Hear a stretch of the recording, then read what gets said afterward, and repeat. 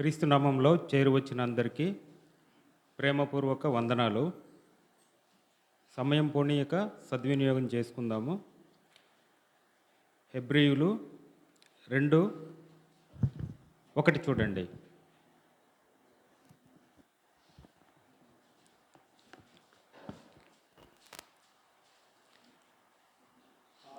కావున మనము వినిన సంగతులను విడిచిపెట్టి కొట్టుకొని పోకుండునట్లు వాటి యందు మరి విశేషమైన జాగ్రత్త కలిగి ఉండవలెను. ఓకేనా? ఇంగ్లీష్లో ఏమని ఉంటుందంటే హెబ్రీస్ 2:1లో we must pay the most careful attention therefore to what we have heard so that we do not drift away. అంటే కొట్టుకొని పోకుండా. ఈ వాక్యము మీకు 3 భాగాలుగా మనం విభజిస్తే విన్న వాటినంట. ఏం విన్న వాటిని బైబిల్లో ఏదైనా విన్న వాటిని అంటే ఏముంటుంది? వాక్యం గురించే ఉంటుంది కదా. వాక్యం విన్నదాన్ని గురించి ఏం చేయాలి? విడిచిపెట్టకుండా. అంటే విడిచిపెట్టకుండా ఏం చేయాలి? బంగారం దొరికిందనుకోండి, మీకు ఏమవుతుంది? విడిచిపెట్టకుండా, కొట్టుకొని పోకుండా ఏం చేస్తారు? అంతకంటే ముఖ్యమైనది వాక్యం. ఓకేనా? వాక్యం అనేది చాలా చాలా పాలతో కానీ, తేనెతో కానీ, లేకపోతే బంగారంతో కానీ, లేకపోతే అగ్నితో కానీ రకరకాలుగా బైబిల్లో మనం చూస్తున్నామంటే ఒక 10-12 పోలికలు కనపడతాయి. నేను తీసుకున్నది ఏంటంటే బంగారం ఏం చేయాలి? దాచుకోవాలి. ఎక్కడ దాచుకోవాలి? బంగారమే దొరికింది అనుకోండి, ఎక్కడ దాచుకోవాలి? బీరువలో. ఇప్పుడు మనకు వాక్యం దొరికింది. ఈ సమయంలో మనకు వాక్యం దొరుకుతూ ఉంది. ఎక్కడ దాచుకోవాలి? హృదయం వెరీ గుడ్. హృదయంలో దాచుకొని ఏం చేయాలి? అలానే ఉండిపోండి. శత్రువు వస్తుంది, అలా కాకెత్తుకున్నట్టుకు ఎత్తుకుపెట్టుతుంది. అలాగ ఉండకూడదు, ధ్యానించాలి కదా. కీర్తనలు 1:1 ఏం చెప్తుంది? ఫస్ట్ దివారాత్రులు దాలించేవారు ధన్యులు కదా. కాబట్టి ఏం చేయాలంటే దివారాత్రులు దాన్ని ధ్యానించాలి. ఇంకొక మీకు చెప్తే కనుక ఇంకొకటి కొట్టుకొని పోకుండా అంటుంది. వాక్యం కొట్టుకొని పోవటం ఏంటి? ప్రవాహంలో కొట్టుకొని పోతుంది ఏదన్నంటే. ఫర్ ఎగ్జాంపుల్ కుందు నది కానీ, లేకపోతే పెన్నా నది కానీ, లేకపోతే గోదావరి నది కానీ, ఏదన్నా కృష్ణా నది కానీ ఏదైనా పొంగుతూనే కొట్టుకొని పోతుంది. మరి వాక్యం ఎలా కొట్టుకుపోతుంది? ఇహలోకపు ఆలోచనలు కానీ, ఇహలోకపు చేష్టలు కానీ, ఇహలోకానికి మనం అట్రాక్ట్ అయితే వాక్యం మన దగ్గర నుంచి ఏమైపోతుంది? కొట్టుకొని పోతుంది. ఓకేనా? ఈరోజు ఇంతే యాక్టివ్గా మీరందరూ ఉండాలి. నాలో నుంచి పరిశుద్ధాత్మ దేవుడు ఇలానే మాట్లాడించాలి. ఎందుకంటే ఒక 20 నిమిషాలు 30 నిమిషాలు అయిన తర్వాత కొందరు అలా ఉంటున్నారు, కొందరు అలా ఉంటున్నారు, కొందరు ఇలా బయటకు వెళ్తారు, ఇలా వస్తారు. ఓకేనా? ఇలాగ ఉంటుంది. కాబట్టి సాధ్యమైన తొందరగా క్లుప్తంగా ముగించడానికి నేను ట్రై చేస్తాను. ఎందుకంటే వినే వాళ్ళకి ఎలాగ ఉండాలంటే ఉత్సాహంగానే ఉండాలనేది నా కోరిక. ఈ కొట్టుకొని పోవడం అంటే ఏంటి మీకు ఎలా తెలుస్తుంది? కొట్టుకొని పోవటం అంటే ఫర్ ఎగ్జాంపుల్ ఒక మమతక్క ఒక సముద్రం ఒడ్డు చూసారా? ఎవరైనా సముద్రం చూసారా? సముద్రం చూశారు కదా. ఒడ్డున ఏమేమి కనబడతాయి మీకు? పడవలు కనబడతాయి. నేను అనేది ఏమేమో చూడకండి, పడవలు కనబడతాయి. పడవ అక్కడే ఉంటుందా? ఇప్పుడు పడవలో నుంచి మనం బయటకు వచ్చాము, పడవ అక్కడే ఉంటుందా? మనము పడవ లాంటి వాళ్ళము. పడవ అక్కడే ఉంటుందా? ఒకళ్ళు దిగిపోయినాం, మనము రాత్రి అంతా నిద్రపోయినాము, పొద్దున్న లేచి చూస్తే పడవ అక్కడే ఉంటుందా? ఉండదు. ఎందుకు? అలల ద్వారా అది కొట్టుకొని పోతుంది. ఇప్పుడు మీకు విశాఖపట్నంలో ఎంవి మా అని చెప్పేసి ఒక షిప్, పెద్ద షిప్, అది ఎక్కడి నుంచి వచ్చింది తెలుసా? బంగ్లాదేశ్ నుంచి వచ్చింది. తెన్నేటి పార్కులో మనకు అది టూరిస్టిక్ ప్లేస్గా మనకు చూపిస్తారు అనమాట. అది దాంట్లో ఏంటంటే అది బంగ్లాదేశ్ దగ్గర నుంచి కొట్టుకొని వచ్చింది. అది అలాగా అయిపోతాం మనము ఈ ఇహలోక సంబంధాలకి అట్రాక్ట్ అయిపోతాం అనమాట. ఇంకొకటి కూడా మీరు గమనించినారంటే, పేరెందుకులే కానీ ఒక మహా రాజకీయవేత్త ఒక దాన్ని ఏమంటారు, హెలికాప్టర్ యాక్సిడెంట్లో చనిపోయినాడు. మన ప్రియతమైన నాయకుడే ఆయన. పేరు చెప్పడం బాగుండదులే కానీ ఆయన కూడా ఎలాగ చనిపోయినాడు ఎందుకు తెలుసా? హెలికాప్టరు 1 డిగ్రీలో పోవాల్సింది ఇంకొక డిగ్రీలో పోయింది. ఒకే 1 డిగ్రీలో చేంజ్ అయితే అలా యాక్సిడెంట్లు అవుతాయి. మొన్నటికి మొన్న మహారాష్ట్రలో డిప్యూటీ సీఎం గారు ఏమయ్యారు? ఏమైనారు కదా? కాబట్టి మీరు ఆత్మీయంగా ఎంత నిలకడగా ఉన్నారనేది ఈరోజు నేను చెప్పబోయే అంశం. ఆత్మీయంగా ఎంత నిలకడగా ఉన్నారు, ప్రభువుకి ఎంత సమీపంగా ఉన్నారు, ప్రభు దగ్గర నుంచి ఎంత దూరంగా ఉన్నారని మీరని కాదు కానీ తెలుసుకోండి. మీరని కాదు, ఈ సంఘంలో ఉన్న వాళ్ళని కాదు, వీక్షిస్తున్న ఆన్లైన్ వీక్షకులే కాదు, మిగతా వారికి నేను చెప్పేది ఏంటంటే వినవించుకునేది ఒకటి. ఇవన్నీ మనకేంటంటే మనిషి అంటే ఇక ఏముంటుంది? తల ఉంటుంది, మాట్లాడగలడు, ఇవన్నీ ఉంటాయి. దేవుడికి దగ్గరగా ఉంటే ఏం జరుగుతుంది అనేవి ఇక్కడ మనము చెక్ లిస్ట్ లాగా మనము చూసుకోవాలన్నమాట. చూడండి, ఇంకొకటి ఏంటంటే మీరు చూస్తూ ఉంటే కనుక కొన్నిసార్లు ఎలా కనబడుతుందంటే మనము శత్రువు కానీ అపవాదు కానీ మన దగ్గర నుంచి ఎలాగ ఎత్తుకొని పోతున్నారంటే ఒక కారులో టైర్లో గాలి ఎలాగ పోతుందో మనకు తెలుస్తుందా? పోనీ మనకు గోర్లు ఎలాగ పెరుగుతాయో మీకు తెలుసా? చెప్పి వస్తాయి గోర్లు మీకు గిరుకోవడానికి బాగుంటుంది, కానీ గోర్ల వల్ల ఎన్ని నష్టాలు ఉంటాయంటే అన్ని నష్టాలు ఉంటాయి. అలాంటివి మనము కొట్టుకొని పోకుండా ఉండాలన్నమాట. కాబట్టి కొట్టుకొని పోకుండా ఉండాలంటే మనం ఏం చేయాలనేది ఇది, ఓకేనా? నేను చెప్తాను చూడండి. దీంట్లో ఇది 5 భాగాలుగా ప్రసంగం అనేది 5 భాగాలుగా విభజించాము. విభజించిన తర్వాత దీన్ని ఏంటంటే ఈరోజు 2 భాగాలు మాత్రమే చెప్తాను మీకు. ఈ 5 భాగాలు ఏంటంటే కమ్యూనికేషన్ విత్ గాడ్ అంటే దేవునితో మన సంబంధం ఎలాగా ఉంది. రెండోది ఏంటంటే హార్ట్ కండిషన్ అండ్ హోలీనెస్ అంటే హృదయ స్థితి మరియు మీ పరిశుద్ధత ఎంతవరకు ఉన్నది. మూడో పాయింట్ ఏంటంటే వర్షిప్ అండ్ సర్వీస్, మీరు ఆరాధిస్తున్నారు కదా, ఆ ఆరాధన మరియు సేవ ఎలాంటిది. ఇంకొకటి ఏంటంటే ఇంటరాక్షన్ విత్ అదర్స్ అంటే ఏంటి? ఇతరులతో మీ సత్సంబంధాలు ఎలాగున్నాయి. క్రైస్తవుడిగా నీ సంబంధాలు మీ పక్కింటి వాళ్ళతో కానీ, మీతో కానీ, లేకపోతే మీ బంధువులతో కానీ, మీరు మాట్లాడే భాష కానీ ఎలాగ ఉంటుంది అని చెప్పేది నాలుగోది. ఇంకొకటి ఐదోది ఏంటంటే ప్రియారిటీస్ అండ్ మైండ్ సెట్, మీకు ఏది ప్రాధాన్యత, ఏది మీ మనస్తత్వానికి లేకపోతే మీ మనసుకు అత్తుకుంటుంది అనేది ఈ 5 విభజనలు ఈ ప్రసంగంలో ఉంటాయి. కానీ 2 మాత్రమే చెప్తాను.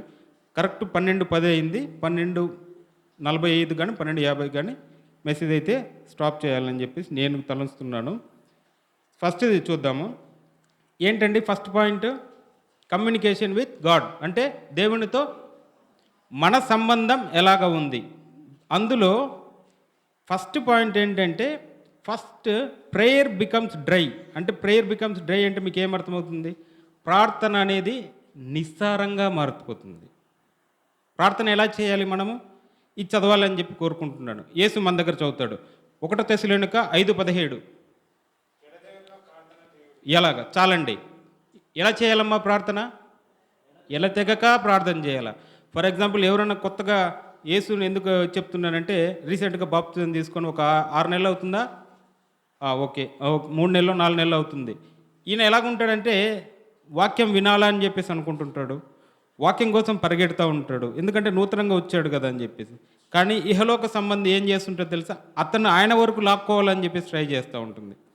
నీకు సినిమాలు చూపిస్తుంది, ఇన్స్టాగ్రాములు చూపిస్తుంది, యూట్యూబ్లు చూపిస్తుంది. యూట్యూబ్లో వాక్యం ఉంటుంటే మధ్యలో అడ్వర్టైజ్మెంట్ రూపంలో వస్తుంది. ఇవన్నీ కూడా చేస్తుంది. కానీ ఇవన్నీ మాట్లాడుకోవడం మనకు మంచి పద్ధతి కాదు. కాబట్టి మనం ఏం చేయాలంటే కనుక బైబిల్లో నుంచే వెతుక్కోవాలి. బైబిల్లో ఎక్కడ మనము ఇది కనబడుతుందంటే మీకు ఇశ్రాయేల్ ప్రజలే క్లాసికల్ ఎగ్జాంపుల్. ఇశ్రాయేల్ ప్రజలు దేవుణ్ణి ఎప్పుడెప్పుడు ప్రార్థన చేశారు? ఎప్పుడు ప్రార్థన చేశారు? బైబిల్ ఎక్కడా లేదు ప్రార్థన చేశారని చెప్పి. కష్టాలు వచ్చినప్పుడే ప్రార్థన చేశారు. ఆహారం కొదువైనప్పుడు, నీళ్లు కొదువైనప్పుడు, ఇంకా మేజర్గా పాములు వచ్చినప్పుడు, ఇంకా ఐడల్ అంటే కన్నా దూడని చేసుకున్నప్పుడు, ఇంకా మేజర్గా ఎప్పుడు వాళ్ళు ప్రార్థన చేశారంటే ఎప్పుడైతే అవసరం అనిపించడం ఒకటి, శత్రు దేశాలతో ఎప్పుడైతే యుద్ధం జరుగుతుందో అప్పుడే ఎక్కువ ప్రార్థన చేశారు. ఎవరెవరితో కొట్లాడింటారు? అవసరాలకు మాత్రమే ప్రార్థన చేస్తున్నారా? చూసుకోండి, ఒకసారి వెన్ను తట్టి చూసుకోండి. అంటే ఇశ్రాయేల్ ప్రజలు ఏంటంటే చాలా వరకు అమాలేకులతో కానీ, లేకపోతే కనానీయులతో కానీ, లేకపోతే మిగతా కింగ్ ఓజీతో కానీ, లేకపోతే హాయ్ కింగ్తో కానీ, వీళ్ళందరితో ఎప్పుడు కొట్లాడినప్పుడల్లా దేవుడు గుర్తొస్తాడు. అలాంటి స్థితిలో మనము ఉండకూడదు. ఇంకొకటి ఏంటంటే ప్రతి దాంట్లో చిన్న చిన్న విషయాలకు మనము కూడా ప్రార్థన చేసి ప్రభువు మీద మనం ఆధారపడి ఉండాలని చెప్పేసి నేను ఈ సంఘానికి మనవి చేస్తున్నాను. ఆన్లైన్ వీక్షకులకు కూడా నేను మనవి చేస్తున్నాను. ఇంకొకటి ఏంటంటే మీరు నమ్మినా నమ్మకపోయినా కానీ కొన్నిసార్లు విచిత్రమైన ప్రార్థనలు చేస్తుంటారు కదా. సీరియల్ చూస్తూ ఉంటే దేవుడా ఇప్పుడే కరెంటు పోవాలంటున్నా, అది ప్రార్థన కాదు, వేస్ట్ ప్రార్థన అది. ఓకేనా. రైస్లో కుక్కర్లో పెట్టింటారు, కరెంటు పోతుంటుంది. ఇట్లా చిన్న చిన్న దాంట్లోకి దేవుడిని వాడుకోకూడదు అనేది నా ఉద్దేశం. ఇప్పుడు చనిపోయే దగ్గరికి వచ్చినప్పుడు దావీదు మహారాజు లాంటి వాళ్ళు దేవుడా నేను చచ్చిపోతాను దేవుడు అన్నప్పుడు దేవదూతలను పంపించేసి ఆయన రక్షించిన ఒక రకమైన ప్రార్థన అది. ఏదో పొయ్యి సరిగ్గా మంటలేదనో, లేకపోతే గ్యాస్లో మంట రాలేదనో, లేకపోతే ఈరోజు వర్షం పడుతూ ఉందనో, లేకపోతే సరిగ్గా ఉడకలేదనో, లేకపోతే మీరు విసిపోయినప్పుడు ఇట్లాంటి దానిలకు చిన్న చిన్న దానిలకు ప్రార్థన చేయకూడదు అనేది నా ఉద్దేశం. ఇంకా కొందరు అంటే పల్లెటూరులో ప్రార్థన చేస్తుంటారు, బర్రెను పాలు పితుకుతూ ఉంటారు, అది తోకను తీసి ముఖాన్ని కొడుతూ ఉంటుంది. దేవుడా ఈ బర్రెకు మంచిగా ఉండేటట్టు ప్రార్థన. ఇట్లాంటివన్నీ చిన్న చిన్న ప్రార్థనలు, వెర్రి ప్రార్థనలు చేయకండి. ఏదైనా ప్రార్థన చేస్తే కన్నా మన తలంపులు దేవుడి తలంపులతో ఈక్వల్ కావాలి. మన తలంపులు దేవుని తలంపులు ఈక్వల్ అయితే మీరు చెప్పినది కానీ మీరు అడిగినది కానీ కంపల్సరీ వస్తుంది.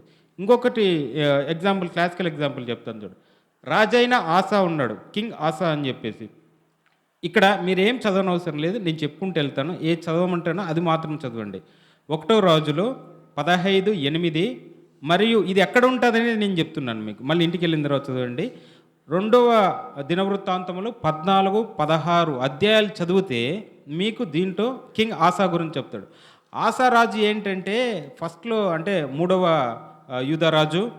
అది ఏంటంటే ఆయన చాలా మంచి రాజు, ప్రతి దానికి చాలా భక్తిపరుడు, మన యెహోవాకి పదే పదే ప్రార్థన చేసే వ్యక్తి అనమాట.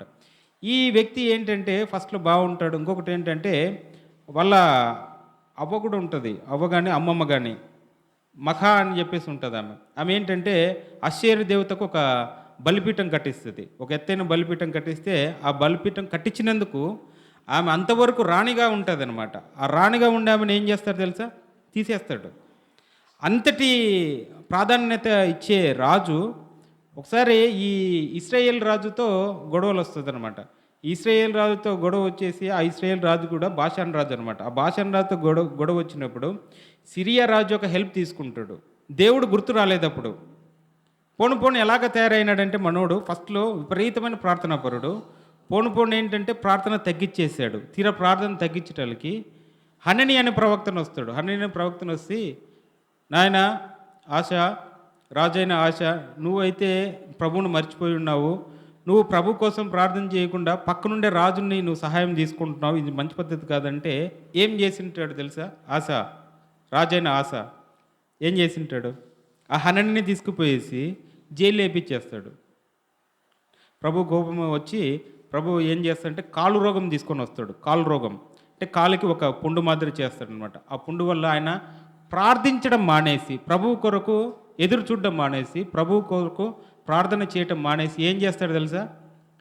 అక్కడ ఉండే యూదాలో ఉండే ఆ డాక్టర్లను కానీ లేకపోతే అక్కడ ఉండే ఫిజిషియన్స్ కానీ వాళ్ళ కోసం పరిగెత్తాడు. పరిగెత్తి ప్రార్థన అయితే చేయటమే మానేశాడు.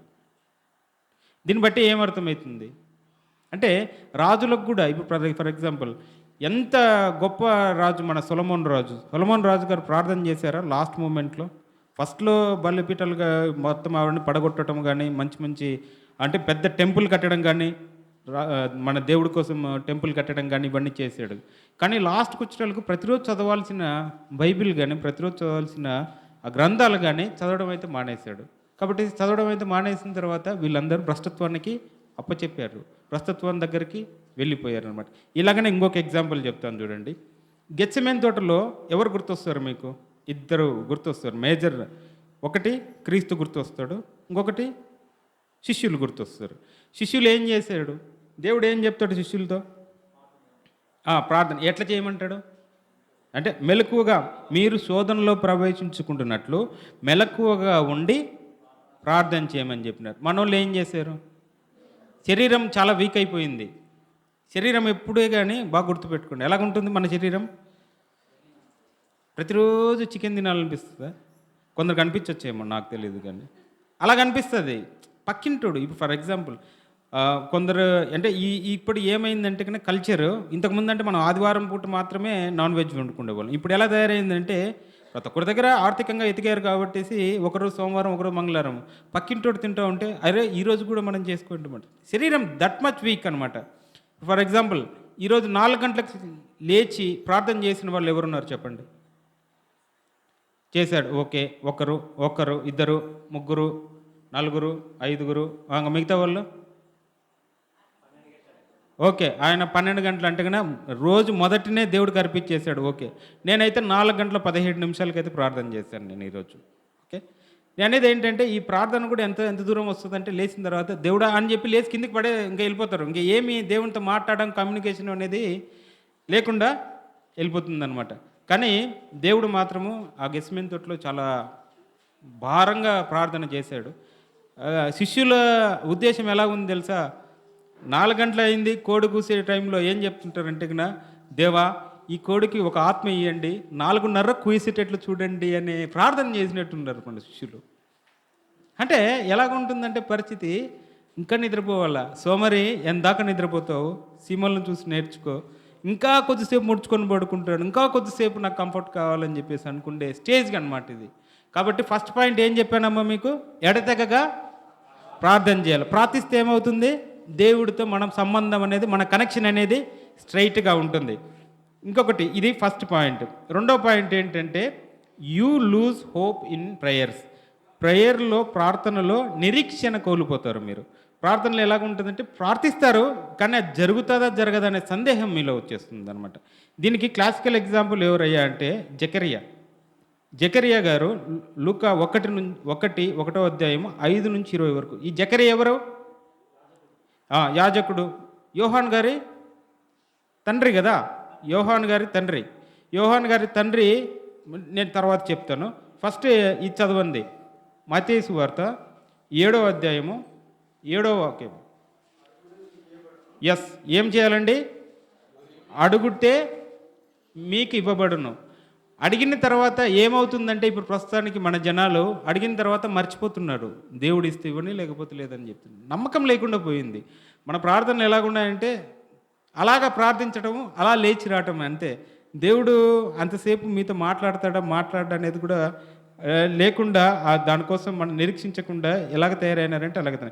ఈ జకరియా లూకా సువార్త 1:5 నుంచి 20 వరకు ఇది బాగా చదువుకోండమ్మా. తర్వాత ఇక్కడ ఏం జరుగుతుందంటే మీకు జకరియా గారు ప్రార్థన చేస్తాడు, యాజకుడే, అంత జరిగింది. ఆయనకు ఎవరు కనపడతాడమ్మా ప్రార్థనలో? గబ్రియేలు దూత కనబడుతుంది. మొన్న క్రిస్మస్ వరకు మనం మాట్లాడుకునేది ఇదే కదా. గబ్రియేలు దూతనే బాగా మీకు గుర్తు రావాలి. ఈ గబ్రియేలు దూత వచ్చిన తర్వాత ఏం చెప్తాడు? నీ ప్రార్థన వినబడేను అని చెప్తాడు. నీ భార్య కుమారుని కనును అని కూడా చెప్తాడు. చెప్పిన తర్వాత జకరియా నమ్మకుండా ఏం చేస్తాడు? ఇది నాకు ఎట్లా కలుగుతుంది? నేను ముసలివాడను, నా భార్య వయసు గతించినది, ఇది జరుగునని నాకు ఎలా తెలియను అని చెప్తాడు అనమాట. చూడండి ఎంత అపనమ్మకం ఉందంటే, ఈవెన్ ఎంత గొప్ప యాజకుడైనా కానీ ఆయన చేసిన ప్రార్థన పైన ఆయనకు నమ్మకం లేదు. అంతవరకు చేసింటాడు కదా, మంచిగా నాకు సంతానం ఇవ్వండి దేవుడా అని చెప్పేసి కూడా ప్రార్థన చేస్తుంటాడు. ఇంత గాబ్రియల్ దూత కనపడిన తర్వాత కూడా నాకు ఇది జరుగుతుందని అన్ని నమ్మకం ఏంటనేటట్టు మాట్లాడుతున్నాడు. కాబట్టి ప్రార్థనలో ఎలాగ ఉంటుందంటే మనం ప్రార్థిస్తాం కానీ ఆ ఫలము పొందుకోవడం అనేది కూడా మనము దేవుడికి దూరంగా పోవడం అనేది ఈ బైబిల్లో అయితే మనకు హెచ్చరిస్తూ ఉందన్నమాట. కాబట్టి మనం ఏం చేయాలంటే అడుగు ప్రతి దాన్ని మీరు కంపల్సరీ పొందుకున్నారనే విశ్వాసం కలిగి ఉండాలని చెప్పేసి ఈ వాక్యం ద్వారా వాక్యం మీతో మాట్లాడుతూ ఉంది. ఇంకొకటి కూడా ఏంటంటే మూడో విషయం చెప్తాను రండి. మూడో విషయం ఏంటంటే you stop listening for the God's voice. అంటే దేవుని స్వరాన్ని వినడం అనేది మానేస్తారు. ఇంకొకటి ఏంటంటే మీరు గుర్తుపెట్టుకోవాల్సిందంటే దేవుడు ఎలాగ మాట్లాడతాడమ్మా? ఫస్ట్ మమతక్క చెప్పినట్లు వాక్యం ద్వారా దేవుడు మాట్లాడతాడు. ఎందుకంటే ఆది యందు వాక్యం అంటాడు, వాక్యం దేవుని యొద్ద ఉండను. కంపల్సరీ దేవుడే వాక్యం కాబట్టి వాక్యం ద్వారా దేవుడు మాట్లాడతాడు. ఇంకా యోహాను రాసిన సువార్త 14:26 ఇవన్నీ చదవనవసరం లేదు మీరు, ఓకేనా? 14:26 మీకు ఏమని ఉంటుందంటే పరిశుద్ధాత్మ దేవుడే మీలో మాట్లాడింపజేస్తాడు, మీకు తెలియజేస్తాడు. ఇంకొకటి ఏంటంటే హెబ్రీయులు 1-2 చదివినారంటే కనుక మీరేం చేస్తే దేవుడే ఏం చేశాడు, తన సొంత కుమారుని ఏం చేశాడమ్మా, మనతో మాట్లాడడానికి పంపించాడు. ఇంకొకటి ఏంటంటే రోమాకు రాసిన పౌలు గారు రోమాకు రాసిన దాంట్లో, రోమాకు రాసిన ఉత్తరంలో మీకేం జరుగుతుందంటే 1:20 ఏం జరుగుతుందంటే మీకు సృష్టి, ఇది అంత సృష్టి కూడా, దేవుడు సృష్టించిన సృష్టి కూడా మనకు ఏదొక్కటి చెప్తూనే ఉంది. కానీ మనం దాన్ని గ్రహించలేకపోయినాం అనుకోండి, ఏమి చేయలేము, ఏమి చూడలేము. ఇంకొకటి ఏంటంటే మీరు ఇప్పుడు చదవండి, యోహాను రాసిన సువార్త 10:27 చదవండి. ఎస్, నా గొర్రెలు ఏం చేస్తాయమ్మా, నా స్వరం. ఎవరు గొర్రెలు? గొర్రెలు ఎవరు? మనమేనా గొర్రెలము? మనం గొర్రెలమైతే వింటామా? దేవుడు చెప్పింది వింటామా? వినాలి అంటే కన్నా ఏం చేయాలి? బైబిల్ చదవాలా. బైబిల్ చదివితే దేవుడు ఏం మాట్లాడుతున్నాడో చెప్తాడు. నీకు వాక్యం ద్వారా దేవుడు మాట్లాడతాడు. ఇంకొకటి ఏంటంటే, నీకు ఒకవేళ బాప్తిజం తీసుకొని నువ్వు కానీ మంచి ప్రార్థనాపరుడు అయితే నీ మనసులో కానీ నీ హోలీ స్పిరిట్ అంటే నీ పరిశుద్ధాత్మ దేవుడే నీతో మాట్లాడడానికి ట్రై చేస్తాడు. మీకు ఏం చేస్తాడు తెలుసా? ఈ వాక్యం నాకు వచ్చింది, నాకు ఎలాగా వచ్చింది తలంపు అంటే ఊరికే దాన్ని అంతగా వస్తుందా? పూర్తిగా మనం బైబిల్ చదివి ప్రార్థన పూర్వకంగా మనం మోకాళ్ళు అనేది మనం ప్రార్థన చేస్తే దేవుడు పరిశుద్ధాత్మ దేవుని ద్వారా నీకు ఒక తలంపు ఇస్తాడు. ఇది నీ సంఘానికి అవసరం, ఇది నీ సంఘానికి నువ్వు చెప్పాలి అని చెప్పేసి మనకు ఒక ఆలోచన ఇస్తాడనమాట. ఆ ఆలోచన ప్రకారమే ఇది మీకు వచ్చింది. ఇంకొకటి ఏంటంటే, దీనికి ఎగ్జాంపుల్ నేను చెప్పగలనంటే, రాజైన సౌలు తెలుసా మీకు?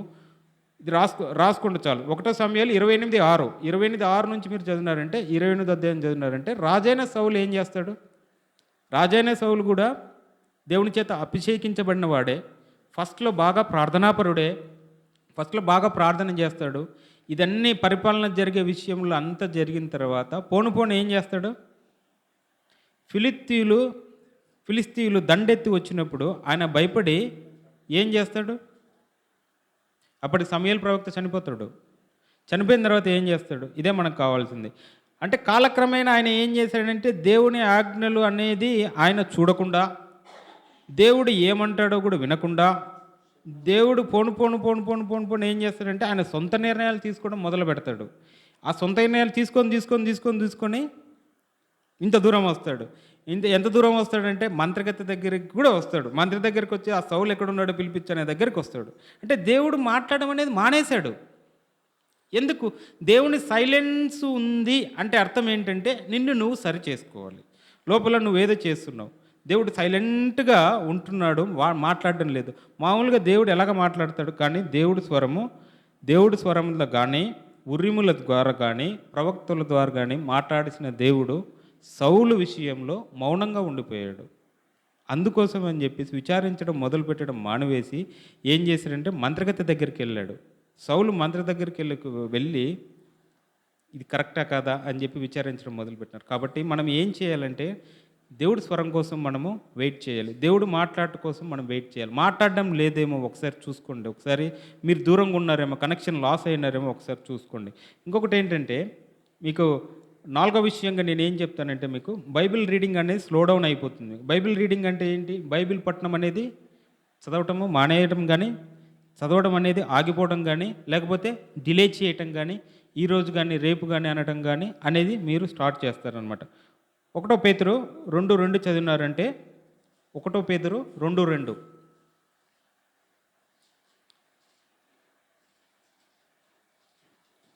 As new born babies desire the sincere milk of word.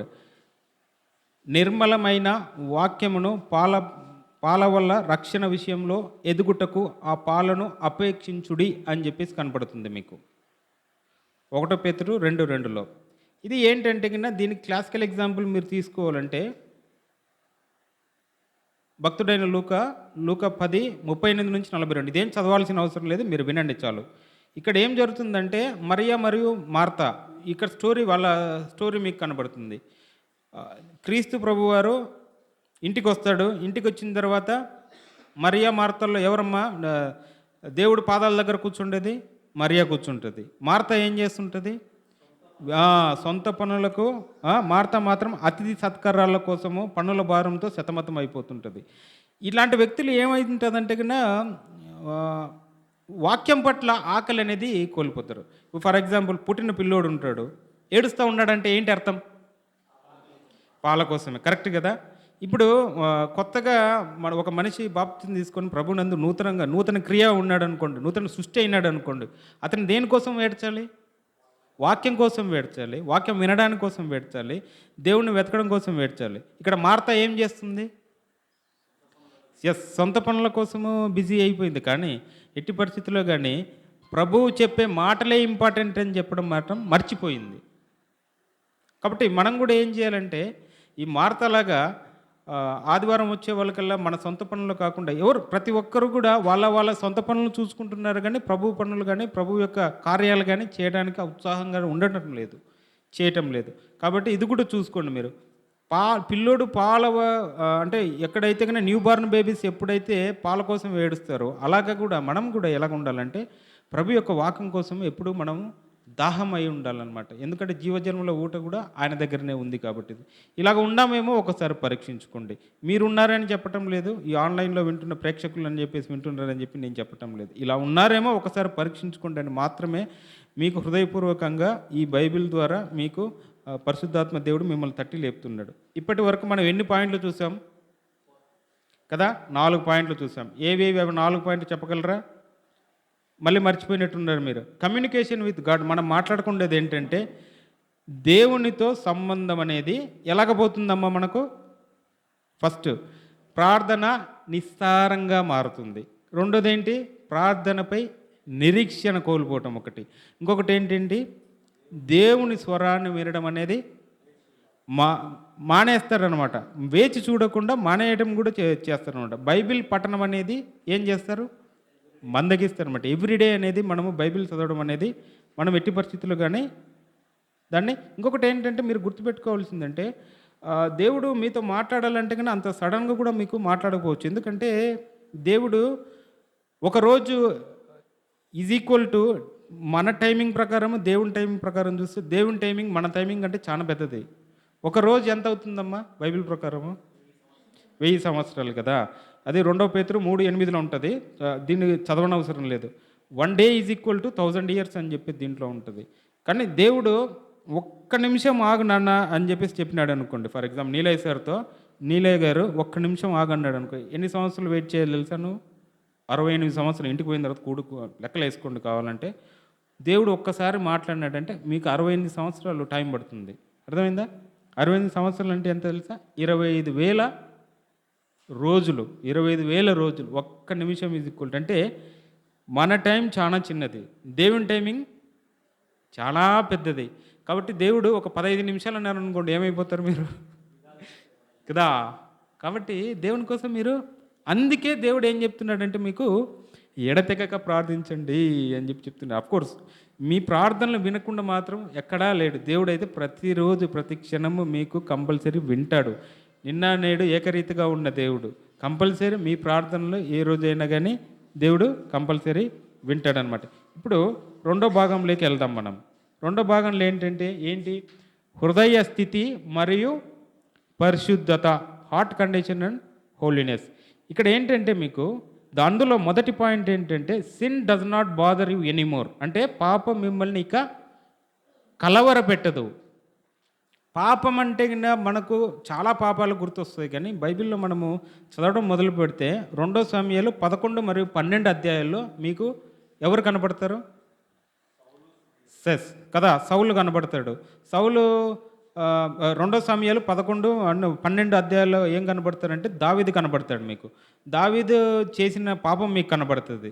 దావీదు బెత్షెబాతో చేసిన పాపము తర్వాత ఎన్ని రోజులు దావీదు గారు దాన్ని ఏమంటారంటే ఆ పాపంని కప్పిపుచ్చడం కానీ, ఉరియాను చంపడం కానీ, లేకపోతే ఆయనకు మొదటి కొడుకు పుట్టడం కానీ, ఇవన్నీ ఎంత టైం ఉండింటుంది? నాతాన్ ప్రవక్త వచ్చేసి లేకపోతే ఆయన గద్దించేంత వరకు ఎంత టైం పట్టిండొచ్చు మీరు అడగటం మీకు తెలిసి? అంటే ఇప్పుడు ఆమె గర్భధారణ జరిగింది, ఆమె మొదటి కొడుకు పుట్టాడు, మొత్తడం కూడా జరిగింది. అంటే ముందు వచ్చేసి నాతాన్ ప్రవక్త వచ్చేసి ఆయనతో చెప్తాడు. అప్పుడు ఏంటి, ఎంత టైం పట్టినట్టు? దాదాపు 9 నెలల నుంచి సంవత్సరం రోజులు పట్టినట్టు. దావీదు రాజు గారు అంత టైము ఖాళీగా ఉండడు. అంటే నేనేం తప్పు చేయలేదు, దేవుని పట్ల నేను ఏం చేయలేదు, నాకేం తెలీదు అనేటట్లే ఉన్నాడు. అప్పటికప్పుడు వచ్చేసి నాథన్ ప్రవక్త వచ్చేసి చెప్పేంత వరకు కూడా ఆయనకు తెలియదు. అది కాబట్టి ఆ పాపం చేసిన తర్వాత మీకు ఎలాగుంటుందంటే హృదయంలో ఎట్లాంటి ఆలోచన లేకుండా అలాగనే గమ్మున ఉండిపోవడం అనేది జరుగుతుంది. ఆ పాపం అనేది మిమ్మల్ని తుడిచివేయడం అనేది కూడా ఆగిపోతుంది. అట్లాంటి స్టేజ్‌లో ఉన్నప్పుడు మళ్ళీ మనకు గుర్తు చేస్తే అప్పుడు దావీదు మహారాజు వచ్చేసి మళ్ళీ రిపెంట్ అవ్వటము, మళ్ళీ తర్వాత దేవుడి కోసం ప్రార్థించటము. అందుకోసమనే ఆ కీర్తనలో 51 రాసిందనమాట అప్పుడు. "శుద్ధ హృదయం నాకు దయచేయి తండ్రి. నాలో ఉండే పరిశుద్ధాత్మను తీసివేయొద్దు తండ్రి. ఏదన్నా ఉంటే గాని నా హృదయాన్నే హుస్సోకు సోపుతున్నను ఉతకండయ్యా" అని చెప్పేసి ప్రార్థన చేస్తాడనమాట. కాబట్టి ఆమె భర్త అయిన ఉరియాను చంపించటము దాదాపు 1 సంవత్సరం అయిన తర్వాత దావీదు తన ప్రాణం గురించి కలవరపడతాడనమాట. ఇది ఎక్కడ జరుగుతుందంటే మీకు ఇది చదవండి. ఇక్కడ చదవండి. హెబ్రీయులు 3:13 చూడండి. హెబ్రీయులు 3:13లో exhort one another daily lest any one of you be hardened through be deceitful of sin. పాపం వలన కలుగు మోసము చేత మీలో ఎవడినో కఠినపరచకుండునట్లు ప్రతిదినము ఒకరినొకడు హెచ్చరించుకొనుడి. కాబట్టి మన పాపం మనకు తెలియకపోవచ్చు, మనం చేసిన తప్పులు మనకు తెలియకపోవచ్చు. కానీ మనం ఏం చేయాలంటే ఫర్ ఎగ్జాంపుల్ ఈ సంఘంలో కూడా ఎవరైనా నాయనా ఇది తప్పురా అని చెప్తే వాడు కోపం రావచ్చు. కానీ ఒకసారి ప్రార్థన చేసి ఆలోచించండి, అది తప్పేమో ఒకసారి మీకు తెలియటం లేదేమో మీకు తప్పు. కాబట్టేసి నేను మీకు కోరుకునేది ఏంటంటే ప్రియ సంఘమా, కొన్నిసార్లు తప్పులు అనేవి జరుగుతూ ఉంటాయి, తప్పులు అనేవి కూడా చేస్తూ ఉంటాం. కాబట్టి మనం ఏం చేయాలంటే ఆ తప్పులు ఎవరైనా చెప్పినప్పుడు అది నిజమైన తప్పు అయితే మాత్రం దేవుణ్ణి వెంటనే పశ్చాత్తాపడండి. ప్రభు కోసము ఈ ప్రార్థన పట్ల ఆ తప్పును ఒప్పుకోండి. ఒప్పుకున్న తర్వాత ఈ ప్రభు బల్ల దగ్గరకు వచ్చిన తర్వాత మీరు ప్రభు బల్ల కూడా మీరు గుర్తుపెట్టుకోవాల్సింది ఏంటంటే ప్రభువుని రిమెంబరింగ్ చేసుకోవాలి. దేవుడు మన కోసం ఏం చేశాడు, దేవుడు మన కోసం ఎందుకు వచ్చాడు, దేవుడు మన కోసం ఎందుకు చనిపోయినాడు, దేవుడు మనకి ఏం చేశాడు, దేవుడు మన దగ్గర నుంచి ఏం కోరుకుంటున్నాడు. ప్రతిరోజు మన దేవుడు పరిశుద్ధుడు కాబట్టి మనం కూడా ఏం చేయాలి, పరిశుద్ధంగా జీవించాలి. అందుకే కదా ఈ రొట్టెను ద్రాక్షరసం కూడా పెట్టింది మీకోసము. ఎందుకు రొట్టె ద్రాక్షరసం తీసుకున్నారంటే మిమ్మల్ని మీరు పరీక్షించుకోవాలి. పరీక్షించుకొని మీరు ఏంటంటే కన్నా దాంట్లో పాల్పొందులు పొందాలి అనమాట. ఏదైనా కానీ మీకు ఒకటే నేను చెప్పేది విన్నవించుకునేది ఏంటంటే పాపం ఏదైనా చేస్తే వెంటనే పశ్చాత్తాపడడం అనేది నేర్చుకోవాలి మనం. ఇంకా రెండో విషయానికి వచ్చినారంటే యూ స్టాప్ రిపెంటింగ్ క్విక్లీ అనమాట. ఇందులో ఏం జరుగుతుందంటే మీకు త్వరగా పశ్చాత్తాపడము అనేదే మానివేస్తారు. త్వరగా పశ్చాత్తాపడడం అనేది మానివేయటం అంటే కానీ ఎక్కడ జరుగుతుంది మీకు, ఎక్కడ జరుగుతుందంటే మీకు రాజైన ఫరో నాకు గుర్తొస్తాడు. రాజైన ఫరో నిర్గమకాండము 8, 9, 10 అధ్యాయాలు మీరు చదివినారంటే అందులో ఎన్ని తెగుళ్ళు వస్తాయమ్మా, తెగుళ్ళు ఎన్ని వస్తాయి, 10 తెగుళ్ళు కదా. ఏమేమి ఉంటాయి దాంట్లో, నీళ్ళు రక్తంగా మారటము, ఇంకా ఫ్లైస్ రావటము, కప్పలు రావటం, ఇవన్నీ చెప్తాయి. ఇప్పుడు ప్రతిసారి ఫరో ఏం చేస్తాడు, వాళ్ళ మంత్రగతులను మంత్రాలు చేసే వాళ్ళని పిలిపించేసి ఆయన కూడా అలాగనే చేసేవాడు. అంటే ప్రతిసారి మన దేవుడు చెప్పిన మాటను ఏం చేసేటాడు, పోస్ట్పోన్మెంట్, ఈరోజు కాదు రేపు, ఈరోజు కాదు రేపు, ఈరోజు కాదు రేపు, ఇలాగా రోజు ఆయన్ను ఏం చేశాడంటే డిలే చేశాడు. డిలే చేయటం ఒకటే కాదనమాట, ఆయన ఎంత దూరం తీసుకొని వచ్చినాడని చెప్పి ఈ వాక్యం చదివి మీకు చెప్తాను. మీ వాక్యం చదవండి. 1 యోహాను 1:9 చదివారంటే మీరు, if you confess hour sin he is faithful and just to forgive the sins.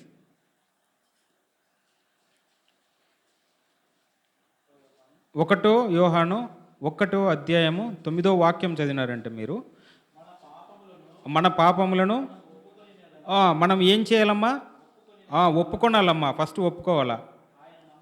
ఆయన నమ్మదగిన వాడు, నీతిమంతుడు గనుక ఆయన మన పాపాలను క్షమించి సమస్త దుర్నీతి నుంచి ఆయన మనల్ని కాపాడుతాడు. ఇది మీరు గుర్తుపెట్టుకోవాల్సింది ఏంటంటే ఫస్ట్ మీరు ప్రతి ఒక్కడు పాపం చేయని వ్యక్తి ఎవడన్నా ఉన్నాడా, ఒక క్రీస్తు ప్రభువారు తప్ప. ఎందుకంటే కానీ ఆయన మనుష్య రూపంలో వచ్చాడు, 100% గాడ్, 100% హ్యూమన్ బీయింగ్, దాని డౌట్ లేదు. కానీ ఆయనలో పాపం ఉందని ఎవడైనా నిరూపించగలరా? ఈ రోజుకి కూడా ఆయన తప్ప మిగతా వాళ్ళందరూ పాపం చేస్తారా, చేయరా? చేసినారు కదా. చేసినారు కాబట్టి మనం ఏం చేయాలా, వెంటనే ఒప్పుకోవాలా. ఒప్పుకున్న తర్వాత ఏం చేయాలా, దేవుడు నీతిమంతుడని కూడా ఒప్పుకొని దేవుని ఎట్లా మీ హృదయాన్ని ఏం చేయాలి తెలుసా, అప్పగించుకొని ఏం చేయాలంటే దేవా నేను ఈ తప్పు చేస్తున్నాను కాబట్టి నన్ను క్షమించండి అని చెప్పేసి మనము దానికోసం చేయాలి. ఇంకొకటి ఏంటంటే ఒక చిన్న జోక్ చెప్తాను చూడండి. ఫరో రాజు ఎలాంటోడంటే వాళ్ళ ప్రజలందరూ వచ్చి, అయ్యా మా ఇంట్లో కప్పలొచ్చినాయి. మేము వంట సామాగ్రి చేసుకుంటే దాంట్లో కూడా కప్పలొచ్చినాయి. మేము టాయిలెట్‌కెళ్తే అక్కడ కూడా కప్పలొచ్చినాయి. మేము తినే దాంట్లో చూస్తే అక్కడ కూడా కప్పలొచ్చినాయి అంటే, మన ఫరో రాజు ఎలాంటోడంటే కప్పలే కదా! దిండు కింద యేసుకొని దాని మీద తల పెట్టుకొని పడుకోండి అనే టైప్ మన ఫరో రాజు. అంటే అంతగా డిలే చేసే టైపు. అంతగా డిలే చేస్తాడనమాట. డిలే చేసుకుంటూ ఏదొచ్చినా గాని ఆయనకు ఏం అనిపించలేదు. ఎలాగ వచ్చిందంటే ఆయన మూర్ఖత్వం వల్ల, ఆయన పశ్చాత్తాప పడకపోవడం వల్ల ఎంత దూరం తీసుకొచ్చుకున్నాడంటే, ఆయన ప్రజలను విసిగిచ్చాడా? గొడ్లు, ఇంక మిగతా జంతువులు ఏదైనా ఉంటే గనక చనిపోయినాయా? చీకటి అలుముకుందా వాళ్ళను? ఇంకొకటి ఫ్లైస్ అండ్ లైస్ వచ్చేసి వాళ్ళని పీల్చి పిప్పి చేసేసాయా? మళ్ళీ తర్వాత ఏం జరిగినాయి? వీళ్ళు లాస్ట్‌కి వాళ్ళ పశువులు చనిపోతాయి. తర్వాత వాళ్ళ మొదటి సంతానం చనిపోతది. లాస్ట్‌కి ఎంత దూరం తీసుకొని వస్తారంటే మన ఇశ్రాయేల్ ప్రజల్ని ఐగుప్తు దాటిపోయేటప్పుడు కూడా ఎర్ర సముద్రముతో పాటే ఆయన పరిగెత్తుకుంటూ వెళ్తాడు. మధ్యలోకెళ్ళిన తర్వాత ఏమవుతాడు? ఒక్కడు కూడా లేకుండా చనిపోయినాడని చెప్పేసి వాక్యం మీకు సెలవిస్తదనమాట. కాబట్టి అదే మీకు యోనా గుర్తొస్తాడనుకో. యోనా ఏం చేశాడు? చేప కడుపులోకెళ్ళాడు. వెళ్ళిన తర్వాత ఏం చేశాడు? ఆయన ఈయనది సేమ్ సిచ్యువేషన్. ఆయన కూడా మిడిల్ ఆఫ్ ది ఓషన్‌లో ఉన్నాడు. ఈయన కూడా మిడిల్ ఆఫ్ సముద్రం మధ్యలోనే ఉన్నాడు. ఫరో ఏం చేశాడు? దేవుడికి ప్రార్థన చేయలేదు. మన్నించు దేవా అని చెప్పేసి అనలేదు. అన్నింటి పైకి తీసుకొని వచ్చేటోడేమో. కానీ యోనా ఏం చేశాడు? ప్రార్థన చేశాడు. ప్రార్థన చేస్తే కింద ఆయన్ను తీసుకొచ్చేసి ఒడ్డున వేసాడు. మళ్ళీ ఆయన పనుల కోసము ఆయన ఉపయోగించుకున్నాడు. కాబట్టేసి మనం కూడా దేవుడు ఏదైతే కింద మనకు పాపం ఉంది కానీ పాపం ఏడలో మనం ఏదైనా చేసినా కానీ ఏంటంటే త్వరగా దేవుని చుట్టూ మనము దేవుని తట్టు తిరగడం అనేది మనము నేర్చుకోవాలి. ఇంకొకటి ఏంటంటే ఇప్పుడు మూడో పాయింట్ చెప్తాను చూడండి. You stop fighting temptation. You quickly give up అనమాట. అంటే కన్నా మీరు తొందరగా ఓడిపోతారనమాట. ఇక్కడ మీకు ఏం జరుగుతుందో శోధనలో పోరాడమే కాకుండా పోరాటం అనేదే మానేస్తారనమాట. చూడండి యాకోబు 4:7 చూడండి. యాకోబు పత్రిక 4:7 అపవాది ఎదురించుడి, అప్పుడు మీ యొద్ద నుండి పారిపోతాడు. అవునా? 4:7 ఎస్.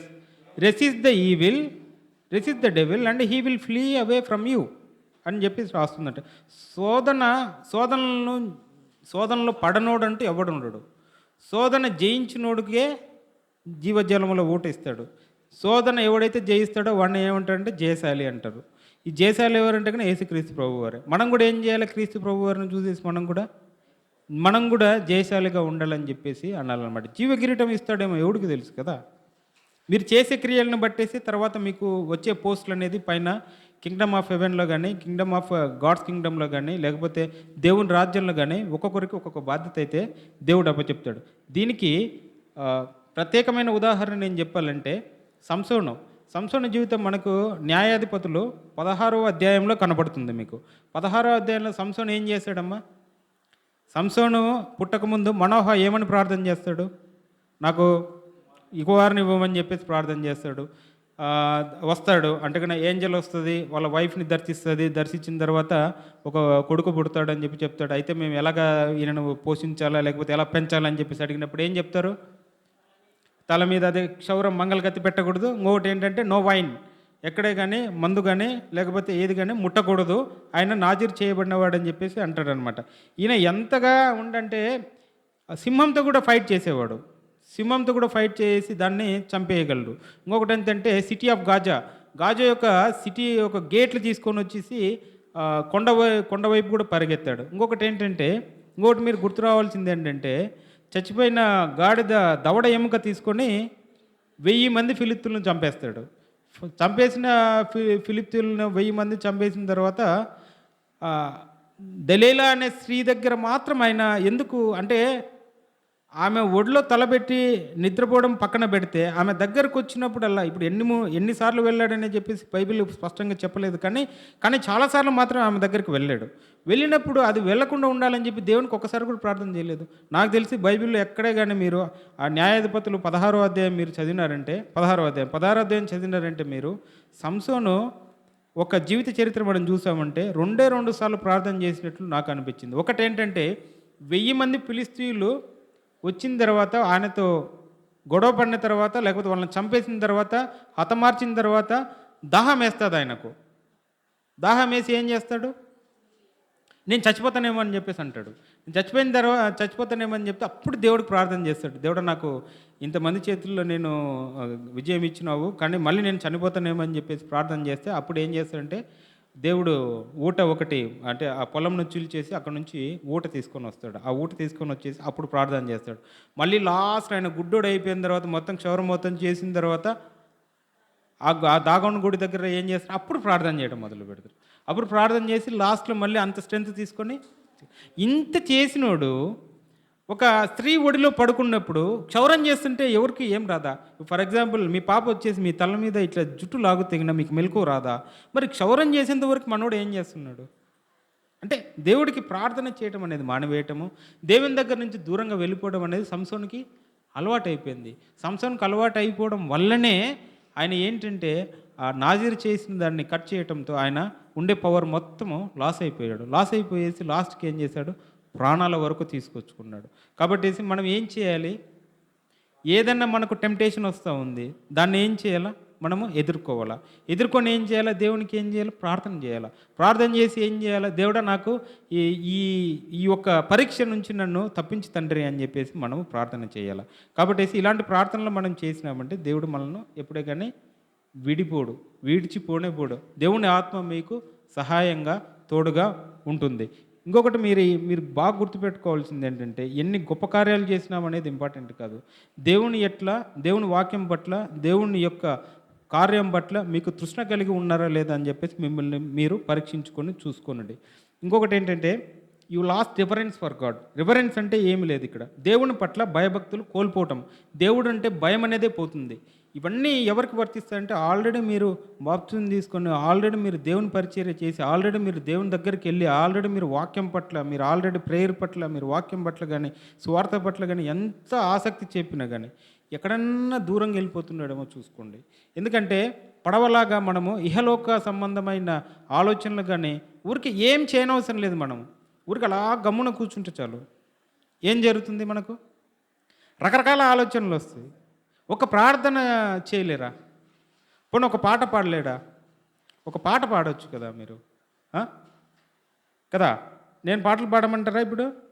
సార్ ఎందుకు సార్, మీ వాయిస్ భయంకరంగా ఉంటుంది సార్ ఈ మధ్య అని చెప్పేసి అంటారా? అయినా నేను పాట పాడతాను ఒకటి. నిద్రపోకండి. వేటగాని ఊరిలో నుండి నా ప్రాణాన్ని రక్షించావు, బలమైన రెక్కల క్రింద నాకు ఆశ్రయమిచ్చావు. వేటగాని ఊరిలో నుండి నా ప్రాణాన్ని రక్షించావు, బలమైన రెక్కల క్రింద నాకు ఆశ్రయమిచ్చావు. లేనే లేదయా వేరే ఆధారం, నా దుర్గమా నా శైలమా. లేనే లేదయా వేరే ఆధారం, నా శృంగమా నా కేడమా. ఆరాధన ఆరాధన నా తండ్రి నీకే ఆరాధన, ఆరాధన ఆరాధన నా యేసు నీకే ఆరాధన, ఆరాధన ఆరాధన నా తండ్రి నీకే ఆరాధన, ఆరాధన ఆరాధన నా యేసు నీకే ఆరాధన. వేటగాని ఊరిలో నుండి నా ప్రాణాన్ని రక్షించావు, బలమైన రెక్కల క్రింద నాకు ఆశ్రయమిచ్చావు. రాత్రివేళ భయముకైనను, పగటి వేళ బాణమైనను, రోగము నన్నేమి చేయదు, నా గుడారము సమీపించదు. రాత్రివేళ భయముకైనను, పగటి వేళ బాణమైనను, రోగము నన్నేమి చేయదు, నా గుడారము సమీపించదు. లేనే లేదయా వేరే ఆధారం, నా దుర్గమా నా శైలమా.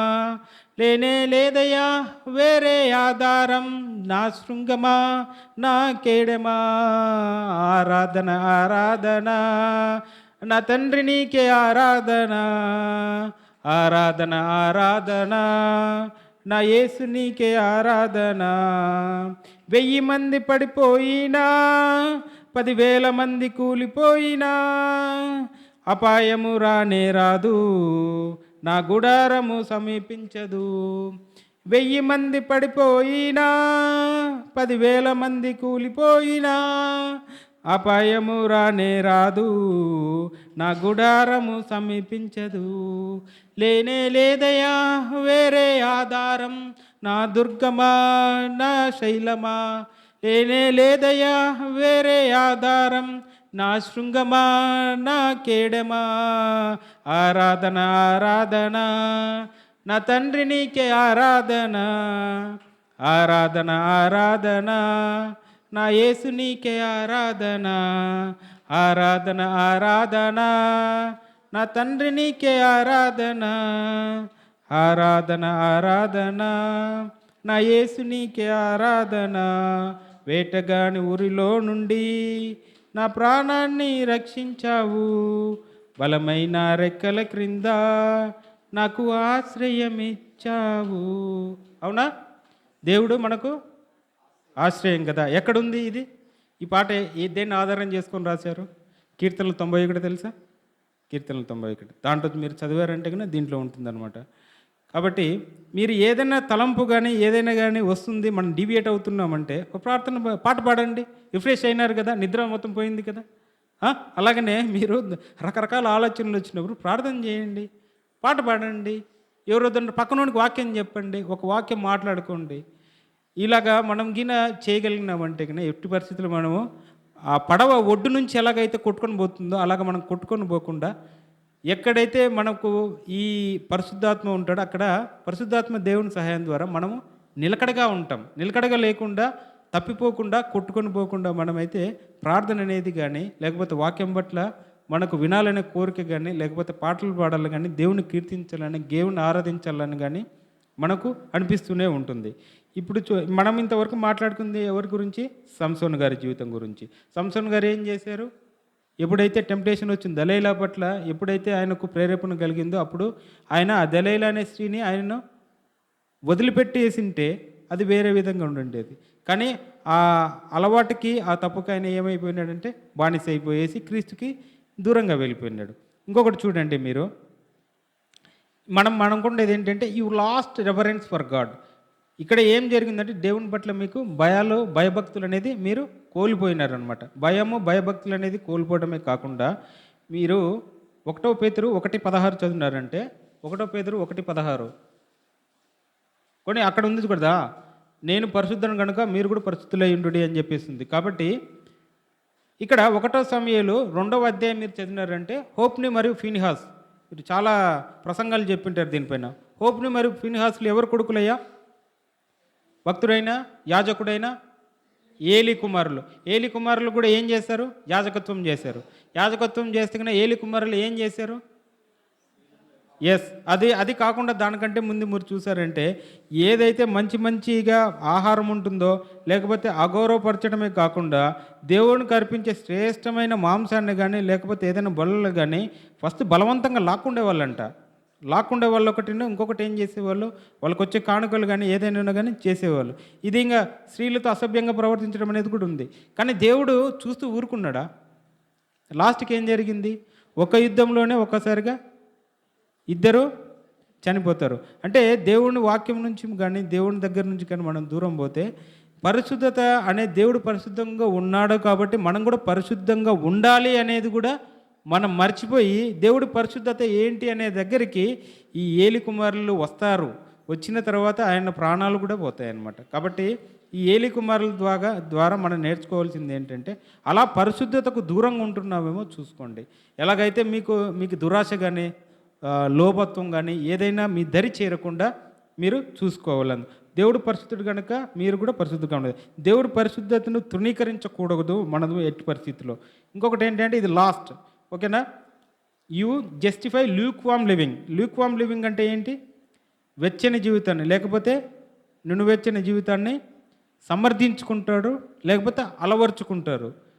కొద్దిసేపు ఏంటంటే ఆదివారం వచ్చేసి పాటలు పాడతావు, సోమవారం మంగళవారంకి వచ్చేటకల్లా ఏదైనా టీవీలో ఏదైనా ఎంటర్టైన్మెంట్ వస్తుందనుకోండి, ఫర్ ఎగ్జాంపుల్ కొన్ని జబర్దస్త్ లాంటిది ఏదైనా వస్తుందనుకోండి.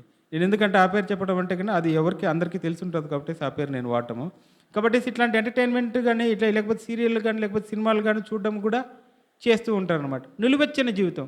ఇంకొకటి ఏంటంటే మన దగ్గరికి ఎంతవరకు అయితే ఉద్యోగం లేదో, పోనీ ఉద్యోగం లేదనుకోండి, ఉద్యోగం వచ్చేంత వరకు దేవా దేవా దేవా దేవా అని ప్రార్థన చేస్తారు. ఉద్యోగం వచ్చిన తర్వాత ప్రార్థన చేయడం మానేస్తారు, బైబిల్ చదవడం మానేస్తారు, చర్చికి పోవడం కూడా మానేస్తారు. ఎందుకంటే బిజీ, వర్క్లో బిజీ అవుతారు.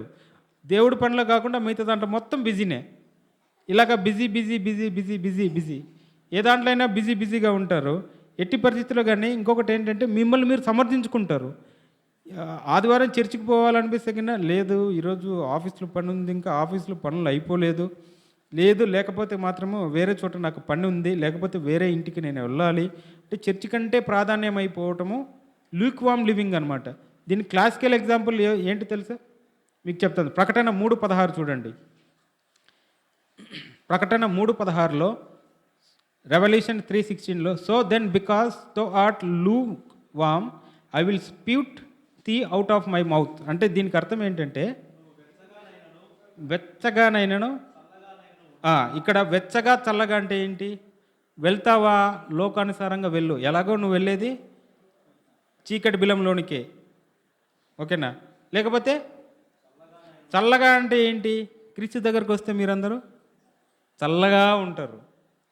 ఇప్పుడు ఎప్పటికైనా బాగా గుర్తుపెట్టుకోండి, చర్చి అంటేనే ఎవరికైనా కానీ, వాక్యం అంటేనే కొందరికి ఏమనిపిస్తుంది అంటే అలా కనిపిస్తుంది.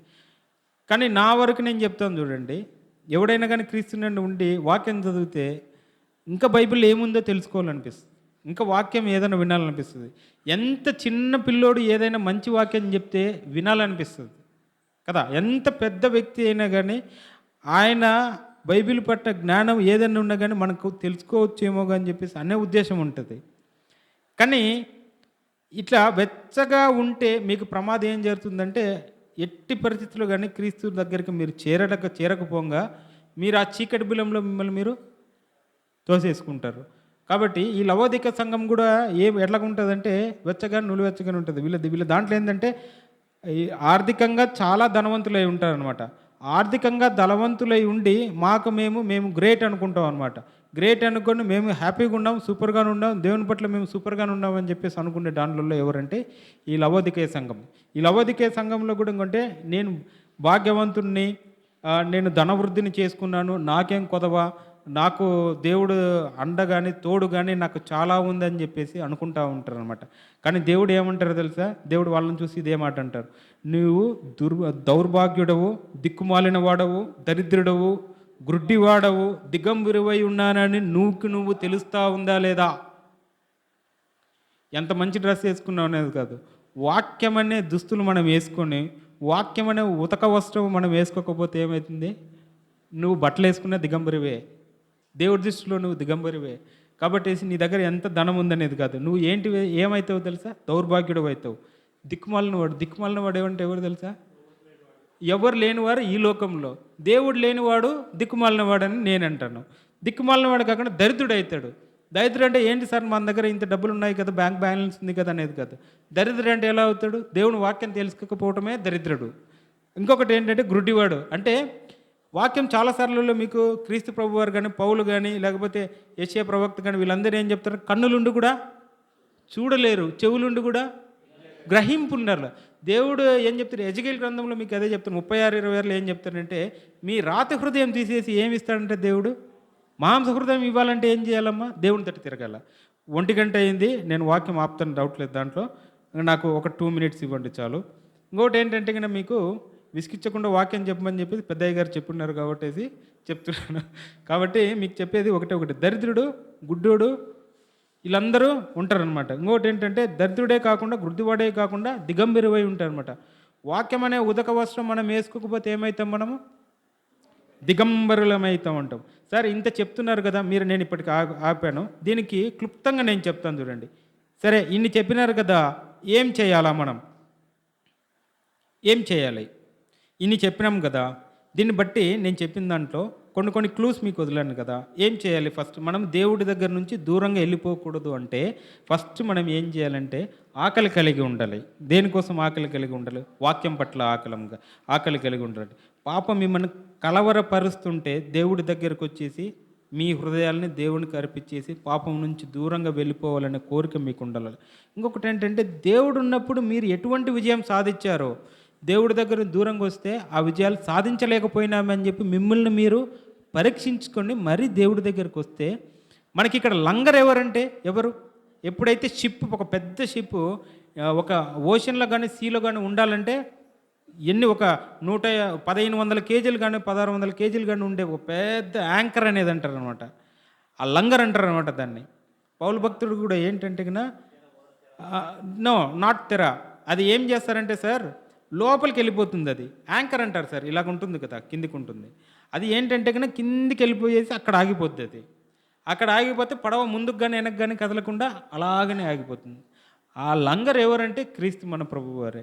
మనం పరిశుద్ధంగా స్థిరంగా ఉండాలంటే క్రీస్తు ప్రభువారిని మనం నమ్ముకోవాలి. ఎందుకంటే మనం ఇవన్నీ మనం చెప్తుండేది ఫస్ట్ మనం పాపం గురించి మనము ఆలోచించాలి. పాపము మనల్ని తొలిచివేస్తుంది అనేది మనకు ఆలోచించాలి. ఇంకొకటి ఏంటంటే నీ మొదటి ప్రేమ ఎలాగుందో చూసుకో. రెండో ప్రేమ కాదు కానీ మొదటి ప్రేమ క్రీస్తు పట్ల నీ మొదటి ప్రేమ ఎలాగుందో చూసుకోండి. ఎందుకంటే సహవాసంలో ఉండండి, మంచి మాటలు మాట్లాడండి, మంచిగా ప్రార్థన చేయండి, మంచి ప్రార్థనపరమైన పాటలు పాడండి. ఇంకొకటి ఏంటంటే మీరు గుర్తుపెట్టుకోవాల్సింది, మనం పోరాడేది ఇహలోక సంబంధులతో కాదు. ఎవరితో పోరాడుతున్నాం? అంధకార సంబంధులతో, అంధకారమైన శక్తులతో మనం ప్రార్థన చేస్తున్నాం. ఎఫెసీ 6:13-17 మీరు చదివినామంటే మీరు ఏం గుర్తుపెట్టుకోవాలంటే మనకు మన ఆత్మలకు ఒక కవచం కావాలి. అదే సత్యం అనే నడుముకు కట్టుకోవాలి. నీతి అనేది రొమ్ముకు కవచంగా చూసుకోవాలి. సమాధానం అనే జోళ్ళు, మనకు జోళ్ళు అంటే ఏంటి? కంటికి మనం అద్దాలు పెట్టుకుంటాం కదా, సమాధానం అనేది కళ్ళకు పెట్టుకోవాలి. విశ్వాసం అనే డాల్ మనము పట్టుకొని ఉండాలి. డాల్ అంటే ఏంటి? మనకు షీల్డ్ ఉంటుంది కదా, ఎవడన్నా వచ్చేసి కట్టిత పొరుస్తారు కదా, అది తీసుకోవాలి.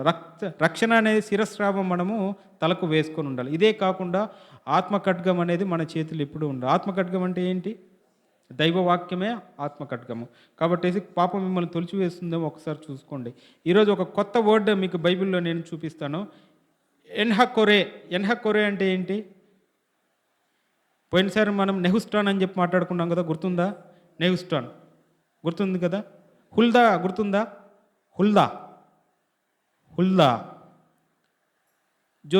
కింగ్ జోసియా టైంలో యోసియాకు హుల్దా అనేది ఒక ప్రవక్తిని ఎవరున్నారు? ఎంతమంది ఉన్నారు? ఇవి బైబిల్ ఏంటంటే ఇది బుక్ ఆఫ్ బైబిల్ స్టడీస్లో మనం చేస్తూ ఉంటే కానీ బుక్ ఆఫ్ బైబిల్ స్టడీస్ రెండు నిమిషాలు పోతున్నాం. ప్రవక్తినులు ఎవరమ్మా? బైబిల్లో కనబడే ప్రవక్తినులు మిరియాము, దెబోరా, హుల్దా, యెషయా భార్య, ఇంకా ప్రవచించేడి ఫిలిప్ యొక్క కూతురులు, ఇంకా అన్న. కొత్త నిబంధనలో మత్తయి సువార్తలో మీరు చదివినారంటే అన్న అనే ప్రవక్తిని కూడా ఉంటుందన్నమాట. కాబట్టి నేను చెప్పిన ప్రవక్తులను కూడా గుర్తుపెట్టుకోండి అప్పుడప్పుడు. ఇప్పుడు మనం ఈ పదం నేర్చుకోవాలి మీరు ఈరోజు. ఎన్హకొరే అంటే ఏంటి? ప్రార్థించిన వారికి దొరుకు ఊట. ఇది ఎక్కడ ఉంటుందంటే మీకు న్యాయాధిపతులు 15:18-19 మీరు చదువుతారన్నా. న్యాయాధిపతులు 15వ అధ్యాయము 18-19, 19వ వాక్యం చదవండి, అందులో ఉంటుంది మీకు. ఇది ఎక్కడ మీకు కనబడుతుందంటే మీకు సంసోను ఆ 1000 మంది ఫిలిష్తీయులను చంపేస్తాడు కదా. చంపేసిన తర్వాత మీకు దాహం వేస్తుంది కదా ఆయనకు, సంసోనికి. దేవా నేను చచ్చిపోతానేమో అని చెప్పేసి అనుకుంటే అక్కడ దొరుకుతుంది మీకు. అప్పుడు దేవుడు లేహీలోనున్న ఒక పొలాన్ని చీల్చగా అందులో నుండి నీళ్లు వచ్చెను. అతడు నీళ్లు త్రాగినప్పుడు అతని ప్రాణము తిరిగి వచ్చి అతడు బ్రతికెను. కాబట్టి